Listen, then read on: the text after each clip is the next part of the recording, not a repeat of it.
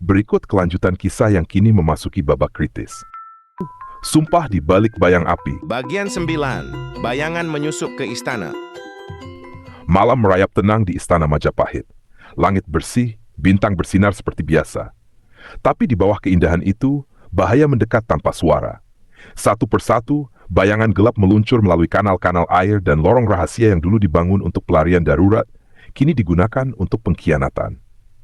Pasukan elit Rakembar, 50 pendekar bayangan yang dipimpin Ni Guna Kinasih, sudah berada di dalam tembok istana. Mereka tidak datang untuk berperang. Mereka datang untuk menyelesaikan satu misi, menghabisi Ratu Tribuana dan mengacaukan pusat pemerintahan.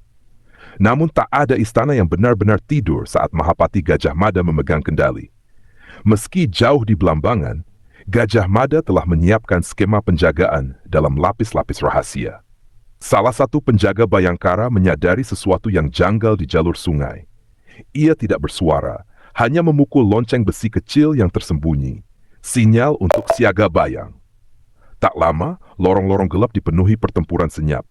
Pisau-pisau kecil beradu tanpa suara, panah dilepaskan tanpa sorakan, dan para pengawal istana bertarung dengan nyawa sebagai taruhan. Di tengah kekacauan itu, Ni Guna Kinasih berhasil menembus hingga ke bagian dalam istana. Ia bergerak seperti angin, membunuh tanpa jejak. Tapi saat ia mencapai pintu peraduan sang ratu, seseorang telah menantarja, Putri Ratu Tribhuwana. Bukan sembarang putri kerajaan, Dyah Gitarja adalah murid rahasia Gajah Mada dalam ilmu bela diri. Ia berdiri tegap dengan pedang pusaka pendek warisan Ken Dedes di tangan. "Aku tahu kau akan datang," ujar dia dengan tenang. "Tapi bukan aku yang akan mati malam ini."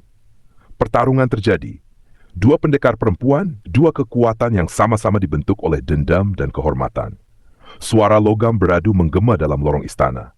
Sementara itu, di kejauhan pasukan Bayangkara akhirnya menguasai kembali lorong-lorong istana. Pendekar bayangan tersisa sedikit, dan Ni Guna Kinasih, meski kuat, mulai terdesak. Dengan satu gerakan cepat dan berani, Dyah Gitarja menebas pergelangan tangan musuhnya, menjatuhkan senjata lawan. Darah menetes di lantai marmer istana. Namun sebelum ditangkap, Ni Guna Kinasih tertawa kecil. "Kami gagal malam ini.